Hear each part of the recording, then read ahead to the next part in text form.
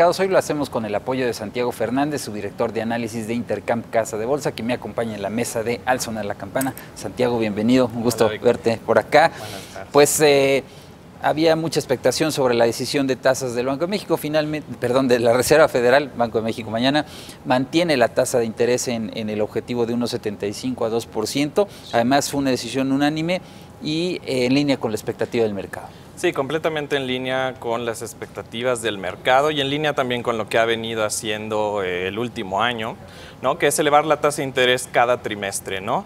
Y entonces se esperaría que lo hiciera en septiembre. ¿Por qué? Porque la economía está expandiéndose de manera importante en Estados Unidos, porque la inflación está en su objetivo y porque no corre el riesgo de que elevando las tasas afecte la expansión de una economía que se muestra muy, muy sólida.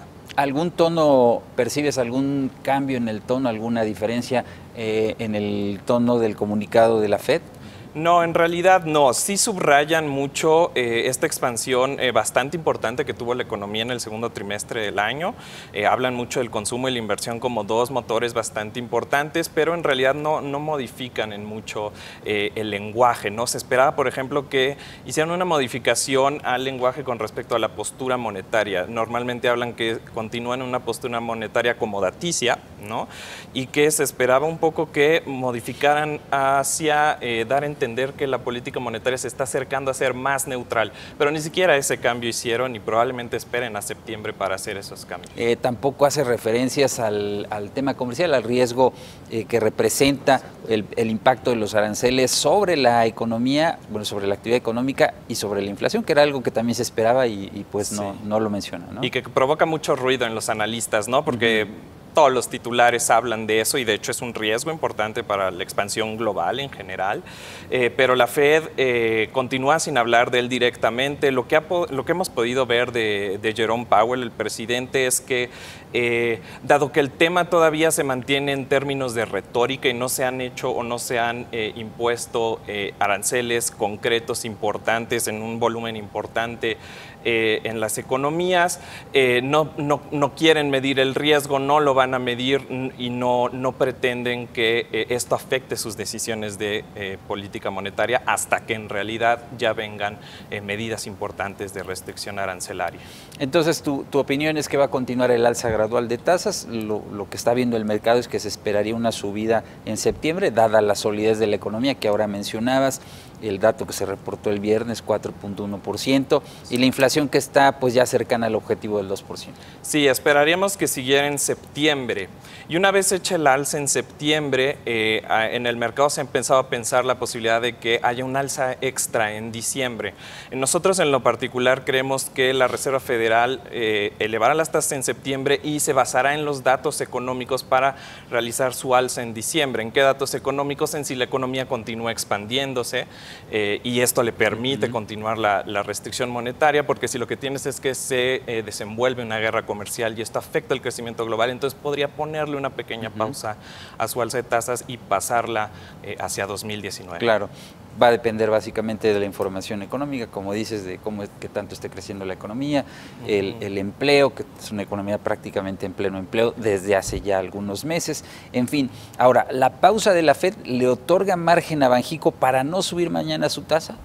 Sí, yo creo que sí, aunque creo que la pausa del Banco de México podía ser independiente a la Reserva Federal, ¿no? Me parece en México hay una postura un poco ambivalente con respecto a la reunión de mañana, ¿no? Algunos esperan un alza y basan sus argumentos en que ha repuntado la inflación general. Me parece de las últimas 4 lecturas quincenales, 3 han sorprendido al alza, con un repunte al alza de la inflación, y basados en esto creen que va a elevar las tasas de interés, pero nosotros creemos que no es así. Creemos que hay otros factores que le dan margen de maniobra al Banco de México. Uno de ellos, la pausa por parte de la Reserva Federal, pero otro es que la inflación subyacente, por ejemplo, se ha mantenido en la tendencia que espera el Banco de México y el tipo de cambio, ¿no? Sí.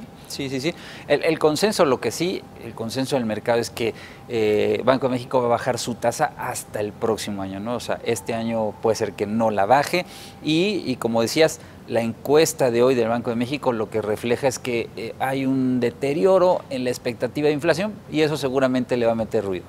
Sí, exacto. Y los riesgos no desaparecen hacia adelante, ¿no? Por eso, si bien no se espera un alza en agosto, sí se espera mucho para octubre, porque los riesgos para la inflación no desaparecen, el ajuste al alza de los precios de las gasolinas en México se espera continúe hacia adelante y aún no resuelves el tema del Telecán, aún está presente el riesgo de inflación en Estados Unidos y una aceleración del alza de tasas en Estados Unidos, entonces probablemente vendrá el alza en octubre y se tomarán la pausa. Después de que lo haga la FED. Ahora, un factor positivo, podríamos decir, lo comentaba ahora Esteban, es la apreciación que ha tenido el peso, ¿no? Decía Esteban que desde la decisión anterior se ha recuperado 8%, entonces ha sido una apreciación importante de la moneda mexicana y sería también, digo, va a ser importante el discurso, el tono del comunicado de Banxico mañana porque será la primera decisión después de la elección presidencial, que no tiene nada que ver, pero bueno, siempre es un factor relevante. Bueno, la elección era un riesgo que claro, consideraba el Banxico, ¿no? Y una vez disipado ese riesgo y una vez habiendo visto cómo se comportaron los mercados después de ese riesgo, que fue un desempeño bastante positivo, ¿no? Dentro de ellos el tipo de cambio, al menos podrán hablar de que estos riesgos han disminuido. Muy probablemente hablen que su balance de riesgos en general para la inflación no se ha deteriorado, al menos eso sería positivo, pero que siguen vigentes los riesgos hacia adelante, ¿no? Estaremos atentos al comunicado de mañana de Banxico. Por lo pronto, Santiago, te agradezco como siempre tu presencia. No, a ti, gracias. Vamos a